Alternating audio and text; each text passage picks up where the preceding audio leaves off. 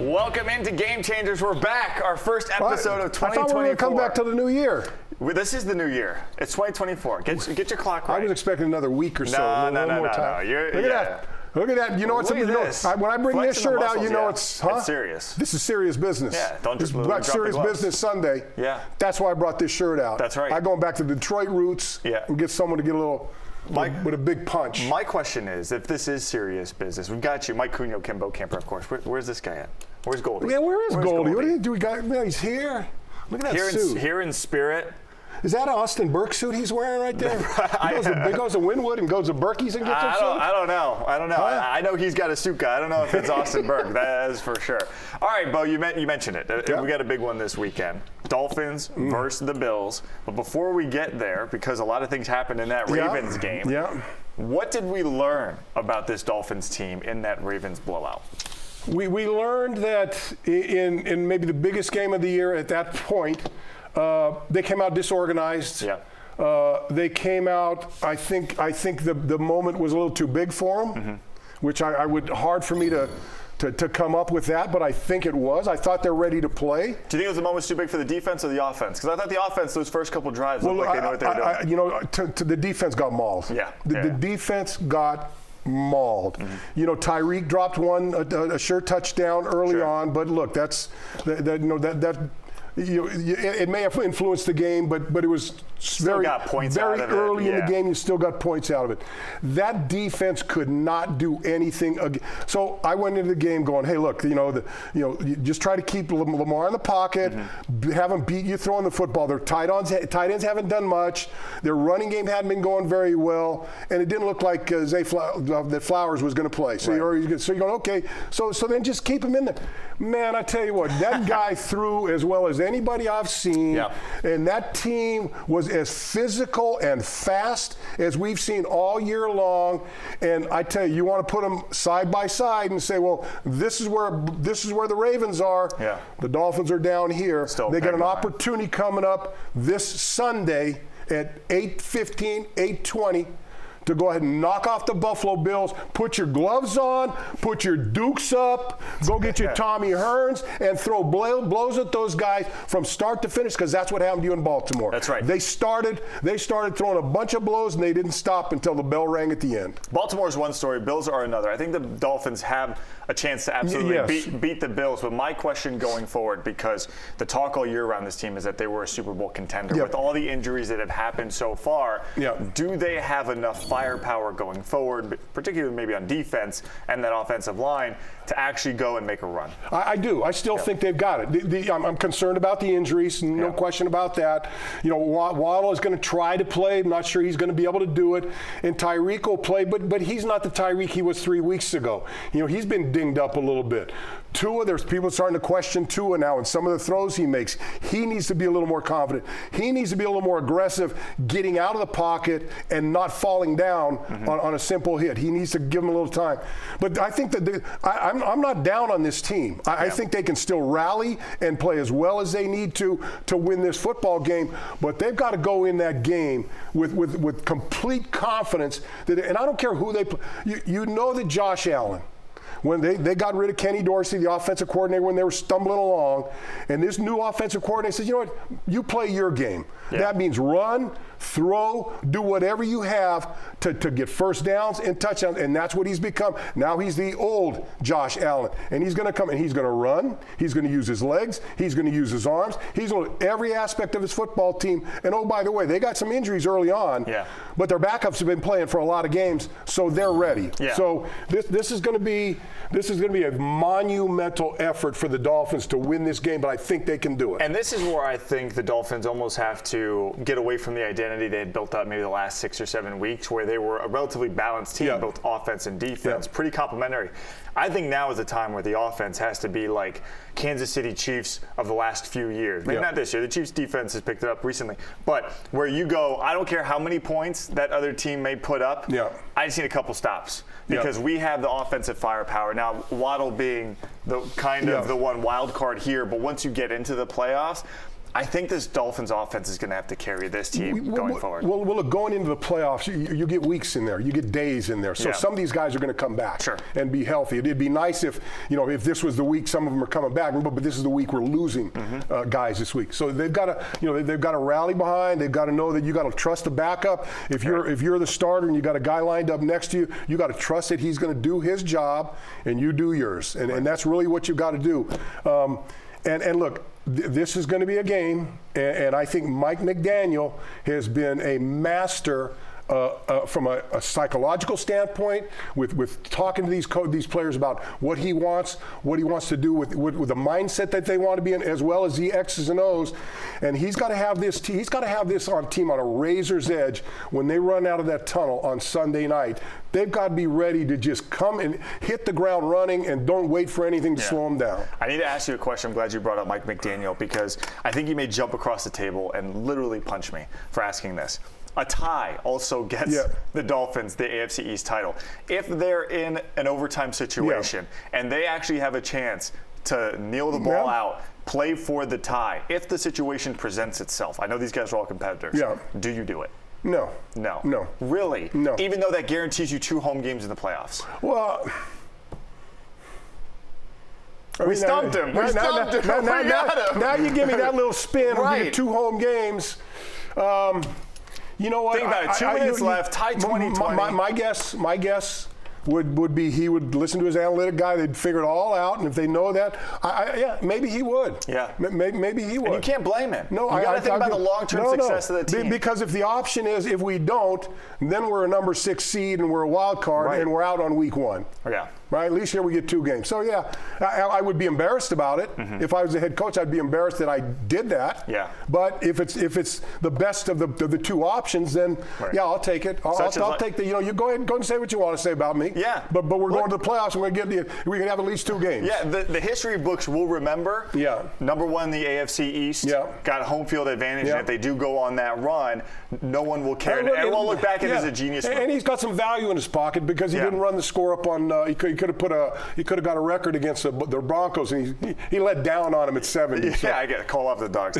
All right, some good news for the Dolphins this week. They did have 6 Pro Bowlers. Yeah. You had Tua, you had Tyreek, you had Jalen, you had Teron Armstead, you had Alec Ingle, you had Raheem Mostert. Congrats to all of them, 12 alternates as well. Very good.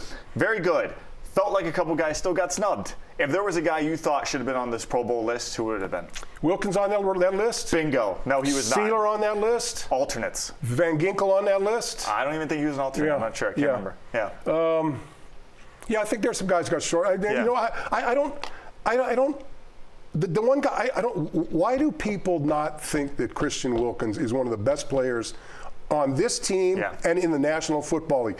He's had to go out there and grind out. He had to change his mindset and be a sack machine this year, and he made it happen.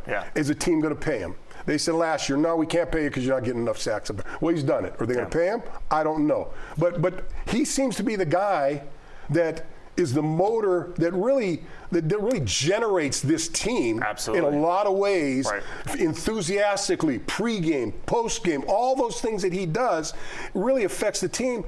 But the team doesn't seem to value what he brings to the table. I don't know what I'm missing, but I would love to have 10 of his guys, 10 guys like him on my team. Maybe the team and even the league. I mean, he's a defensive tackle. These guys aren't the guys who get the commercials and the endorsement deals, but he went out. He's going to have double-digit sacks this year. From that defensive tackle position, that is very impressive. The fact that he's the first 3 weeks of the season, he wasn't playing well. He put no numbers up. Because he held out, or held in. Well, So you took away 3 games at a low level from him, and what would he done had he been playing? Had he been producing the numbers he did after that? You just look. It's hard for me to understand. Yeah, I think he should have been a Pro Bowler as well. All right, still to come on Game Changers. The bowl games are in the past. We're now getting ready for the national championship game. Some of them had a stench to them, those bowl games. But are they as bad as we thought? Do we need to fix the bowl system? We're going to talk about that next. We need to fix the whole college football system.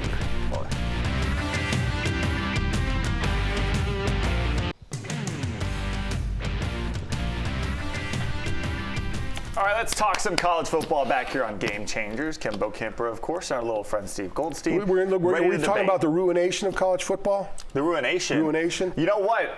I got to say, I was looking at some of the ratings. The TV ratings were still pretty good, but it felt weird because of the transfer. For like 5 minutes? No. Until they realized who wasn't playing? Or that Nielsen rating after 15 that guy's minutes. not playing. That guy's not playing. Well, I am not going to watch this. All right, so is there something that needs to be fixed in the bowl system or the college system overall to make these games matter a little bit I don't more? think there's anything you can do to change the train that we're on. The train's going down the track, and we're not going to be able to change it. We may be able to veer it off a little bit. Toothpaste attitude. But I think they've ruined college football moving forward.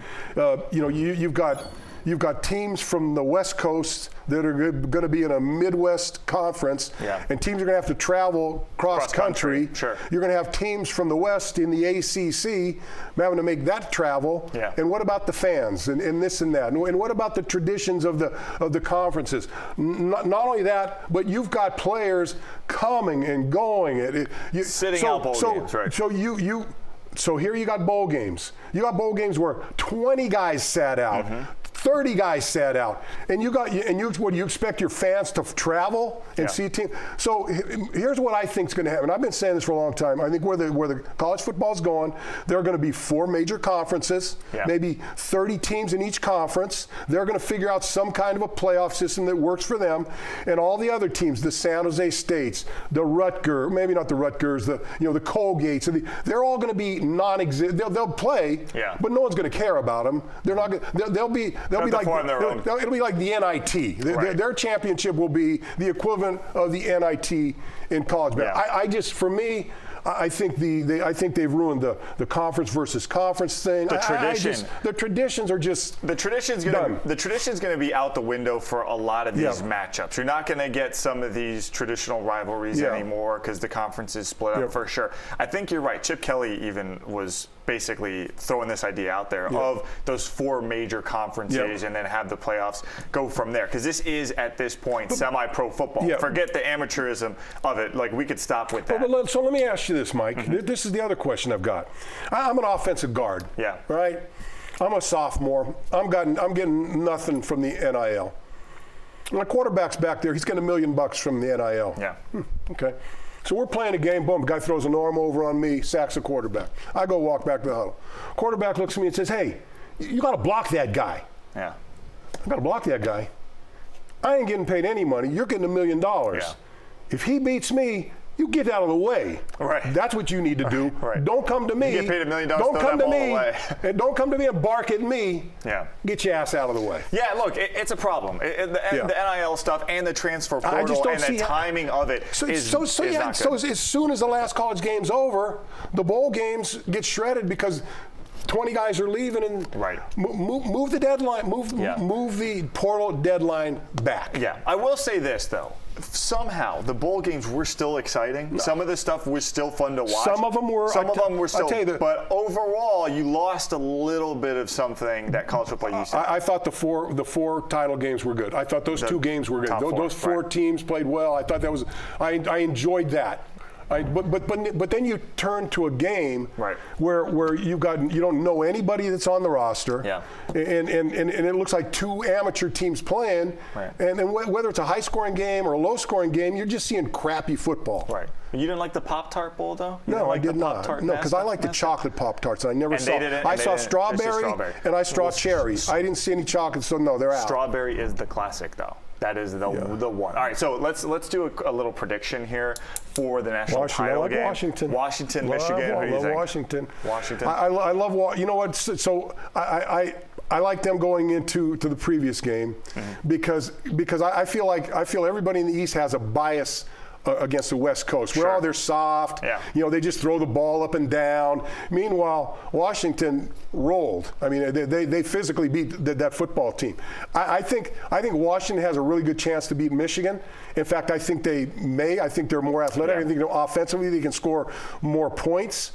But I think it's going to be a very, very good. I love this matchup. Yeah, this is great. I think Michigan wins, but there is a bit of part of me that wants Washington to win because of the whole conference realignment thing. I want the Pac-12 to be kicking themselves, to be like, how did we probably have the best conference top to bottom all year, the possible national championship as well. And you add to that if you look at the overall athletic programs in the entire conference, probably best in the country. Yeah. So you've got the best conference for all sports, men and women. Blew it up. And you had the best year for a conference in football, and you blew it up. College football and you ruined it. College football allowed for that to be blown up. All right, thanks, Bo. Next on Game Changer, we're talking about the Miami Heat. Goran Dragic hanging it up. We're going to talk about his retirement next.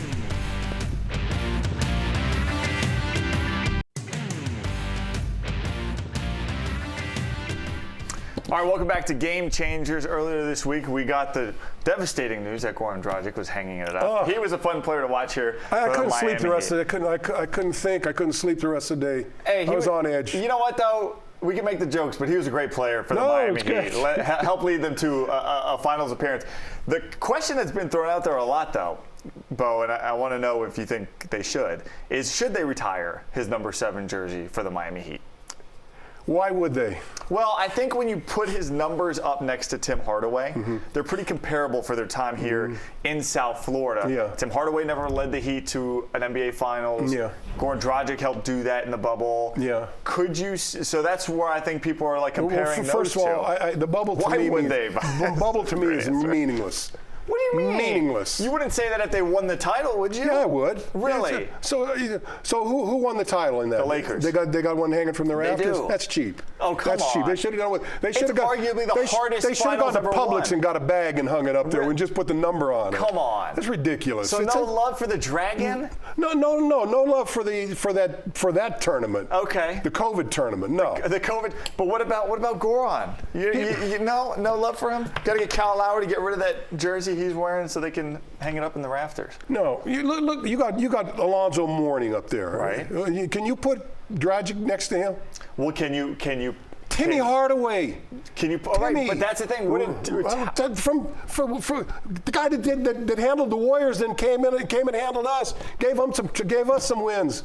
And what about never got to the finals? Dwayne Wade. Never got. Well, Dwayne Wade's up there. Yeah. Dwayne Wade went to a number of finals. I'm just going to say no. No. Yeah. Okay. Just doesn't seem right. I think this is you got like prime. Timmy. Who are they going to put up next? We got my generation. Who are they going to put up? The Birdman next? Mike Miller? UD. Huh? UD's next. Well, UD should go up, no doubt. Right. No doubt UD should go up. Should they build UD a statue? No.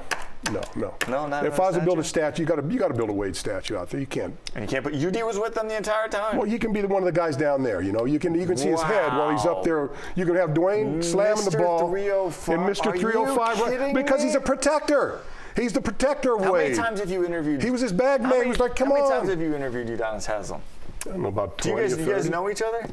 Yeah, you see him on the street, he's going to say hello? Yeah. After he sees this clip, I don't think so. Yeah, he will. I think he's going to treat you like Paul Pierce and Kevin Garnett. No, it's going to be on site. He'll treat me worse than on that. Site. Well, I don't think he treats me very good anyway. Udonis, why don't you treat me?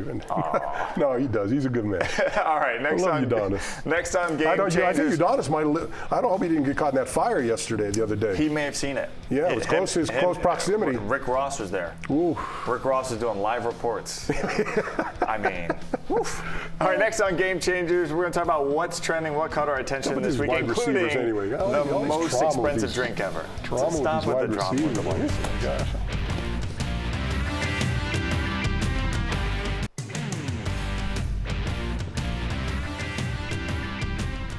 Welcome back to Game Changers. This week in the NFL, a couple of startling things happened, including maybe the most expensive drink ever. Panthers owner David Tepper throws a drink at a Jags fan. The NFL fines him $300,000. But what'd you think of the drink toss? And was the penalty maybe a little too stiff? You know, this league's got to do a better job of feeding their owners. Yeah. I mean, you're starting to bring some guys out there. They're coming out of these honky tonks and stuff. You know, in the Midwest, they're going to start throwing stuff around all over the place. But you know, how ignorant can you be as an owner like that? You throw up out there that much money. What'd they fine him? 500, 250, 300, or whatever it was. Yeah. So I think the last one that did something like that got fined $150, 150,000. Yeah. So the numbers went up. But look, the league needs to they need to crack down on this. And look, that money's not going to hurt this guy. No. But he's got to understand you can't be doing that to the paying customers. Yeah. You can't. But how idiotic can you be if you're going to? It is, to me, this guy's got to be one of the more ignorant people. Right. To have that. Oh no, the Panthers organization so I guess if you're sitting on a pile of money enough where you can buy a football team for upwards of $6 or $7 billion, you think you got a lick of sense, right? He's worth $20 billion. Yeah, you think you got a lick of sense. Maybe not. Maybe not. Yeah. Maybe get some lessons on, I don't know. You know, when these things happen, I think he missed with the cup too. He wasn't even on target. Expensive gin and tonic. I'm torn on these sorts of things because yes, as an owner, you shouldn't do that to fans, right? You shouldn't do it to anybody in general. Like, that is not a good person thing to do. But man, the traction that got for the league on social media and everything, like, let me tell you, in a weird way, the league lost and won through this moment. I have a very good friend of mine who's got season tickets for the Dolphins right in front of Mr. Ross's box. Mr. Ross throwing. No. My friend got him and turned around one time and let him have it with, I'm paying all these. So he comes down and sits down the next time. There's 2 securities on this side, 2 security guards on that side. And it's been like that ever since. Wow, how about that? Did he turn around and say, my buddy Kim Bokammer told me to tell you? I said, don't you let him get my name out of your lips at all. Never seen that guy in my life. All right, the other big thing that happened in the NFL this past weekend was the Lions and Cowboys, the 2-point conversion that never was. I thought Dan Campbell might actually I thought his head was going to explode.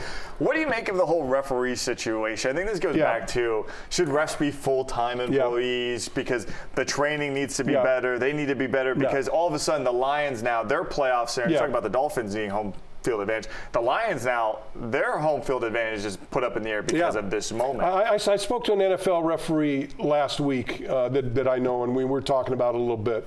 And I look, this to me, this thing. He told the referees before the game, we're going to run this play. Yeah. And any coach certainly from college knows if you're going to do something that's kind of really quirky, let them know so they kind of know what's going on. So first of all, he said he did that. The guy goes and clearly checks in, right? Walks over there with 2 guys. Yeah. The only thing is, I don't know why Penny Sewell was over there. There had 3 guys over there. Diversion, so maybe. Obviously got that, and then to get the call, it's got to be maddening for Dan Campbell. Goes out, lets them know this is what's going to happen. Yeah. It goes exactly the way they said it was going to happen. Boom, here comes a penalty. You lose the game. And I think he had every right to be as upset as he was at what went on. So I'm speaking to this NFL official, right? And I said to him, you know what? I believe the problem that you guys are having, the on-field referees, is that the league is giving you too many things to look at one time. Right. And he says to me, you know what? You're right. He says, this was my line of sight. And I had some to see here. I had the right tackle I had to see. I had to see into the backfield, the running back, and I had to see if there was a slot. But it was all in my field of vision here. Now, my field of vision is here. I've got to look to here, and then I got to look to there. When I'm looking here, I don't see what's happening here. Right. And then the ball snapped. You wonder why some calls are missed. Yeah. And so I believe I believe the officials that are in this league are the best officials in the world. Yeah. And I think they're great at what they do. You look at these replays, these bang replays. I saw a replay where the guy, there was like 1 blade of grass and his knee hit it, and the referee had the call right. Right. But everyone wants to blame the referees. To me, they just put too many. But you can't. Too much on their plate. You can't put more on the field. Right. And so they just keep putting more. And so the more they put on the plate, the more opportunity it is to make a mistake, and the more mistakes are going to happen. I will say this, though, and the whole situation. God, I love Dan Campbell still going for it every single Absolutely time. The best. The playoffs are going to be so much fun. He is a mad man. Yeah, absolutely. That. All right, thanks for joining us on Game Changers. First of 2024. That's it. Goldie, is he going to be back? Goldie, he was kind of quiet in this episode. Maybe next week he'll join. Oh, come on. Oh, no. No, Bye, I can't do that. I can't do that to Goldie. Bye, Goldie. Bye, Bo. Bye, viewers. Bye, everybody. We'll see you next week. I don't think we'll be here next week. Cunio's going to toss me out.